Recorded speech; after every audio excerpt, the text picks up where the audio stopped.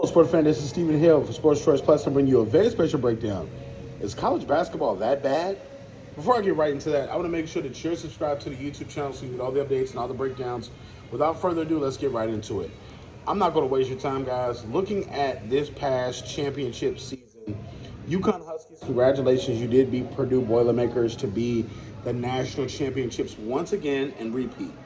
But the question is, and we're going based off watching Caitlin Clark in women's basketball. You see how she's transcended the game, how her play on the court has made her a big star, has made her notoriety, one of the biggest females that we see out on today's, whether it be magazines, whether it be basketballs, whether it be from Iowa jerseys to Sports Illustrated. She's everywhere, and she's the poster child for the WNBA, the poster child for women's basketball all over, all age group, and it's all positive.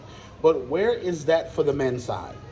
What we have right now is, and I'm going just based off what we saw, Zach Edey was dominant throughout the whole entire postseason, throughout the whole season. He was wire to wire one of the best centers in college basketball and due to be drafted in the NBA.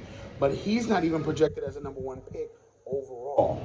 When I looked at ESPN and I looked at NBA.com's projection, they're projecting Zach Edey, the Purdue center that put up 30 and 20 and 30 and 10 and 20 and 10 and 30 and 30 and all these different huge numbers. He's not even projected to be one of the best lottery picks. Since when have we had college players just go through the entire thing and not make an impact and get drafted? Since when did we have guys that became stars, like the kid from NC State, that are not even thought of to be drafted high? The big splash in this NBA draft is possibly Bronny James, and that's because he's LeBron's son. And he's not even top 10. He's not even top 15. He's not even top 20. You know, you got a couple of UConn Huskies up here. You got a couple of, Reed Shepard from Kentucky. You got Robert Dillingham, Kentucky. You got a couple of different guys, USC, Isaiah Collier. You got a couple of different guys from different places, but there's not one particular star on the men's side that you could say, okay, this is going to be the next Anthony Edwards. This is going to be the next Karl-Anthony Towns. This is going to be the next Dame Lillard. You don't have that star power in this class. And it doesn't matter if they're a senior, junior, freshman, or sophomore. It's nobody in here that's a star. Nobody that jumps off the page to you and says, okay, this is going to be a guy for the next 5 years we got to watch. This is going to be a guy for the next 7 years we got to watch because he's special. Back in the day, Grant Hill used to be the guy. Back in the day, J.J. Redick used to be the guy. Christian Laettner used to be the guy. People from UNC, Tar Heels used to be the guys. A couple of Kansas players that used to be the guys. A couple of different guys that you saw through the season, like, okay, that's a star. That's the number one pick. Since then, we don't have that star power the last 5-6 years. The last time we thought we had somebody possibly was possibly Adam Morrison from Gonzaga. You see how well that worked out for him in the NBA? Him not being anything better than the bench player. So it's different. It's totally different. Men's basketball is in trouble because the stars are all going to a different route. The stars are not playing how they usually play.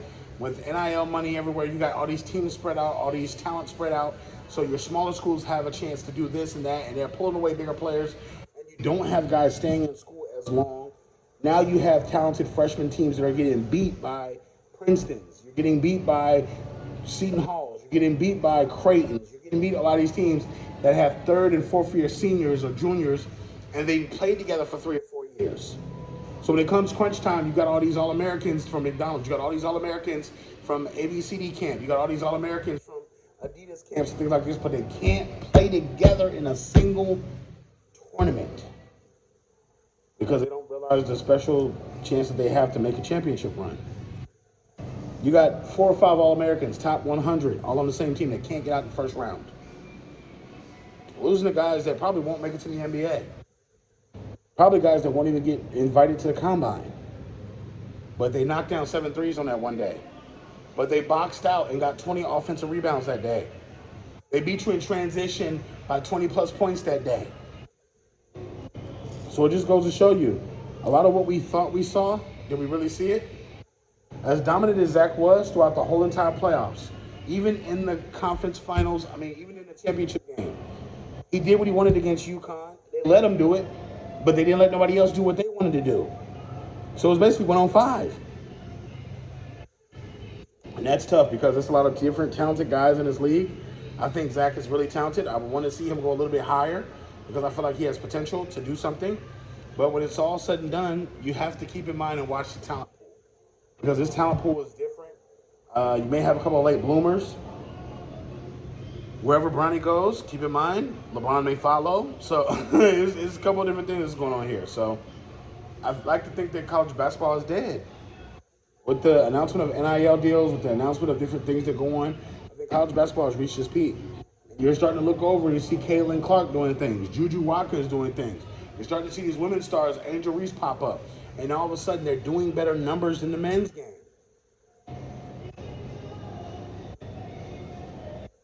So, it's just an idea.